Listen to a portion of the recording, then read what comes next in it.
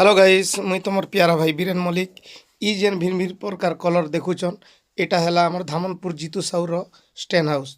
जेन भाई भी देखुचन ठीक लाइक शेयर सब्सक्राइब करबे और कमेंट करबाटा नहीं भूलबे। तो चलन आके पूरा देखामा केन केन जिनिस लगे क्या क्याटा बनईछन। तो देखन तले नंबर दिया जीवा कल करबे जीतू साहू के आरु बुक करी पारबे। एटाके बोलसन स्टेज আর স্টেজরে আমার ভাঞ্জি বসিলে ভাগুচন। তো চালন আগে বি আর গোটে জিনিস দেখামা সেটা বি খুব লাইট ফাইট লাইক কর সুন্দর লাগিছে। এটাকে বলছন বেদি ফাইবার বেদি বলছন শুটিং চালিছে দেখো ভাই। আর এটাকে বলছন আমার খোলা প্যান্ডাল যেটা কি ঠেলা পেলা কর ভাত খেয়েছন সে লোকে খোলা প্যান্ডাল বলছন। ইনে বি ভিন ভিন প্রকার কলর লাগিছে আর খেই খেই কর হাড়কে তলে পকাউছন। তো ভাই যেন ভাই বি দেখুছন কমেন্ট টিকে করবে আর বীরেন মল্লিক টিকে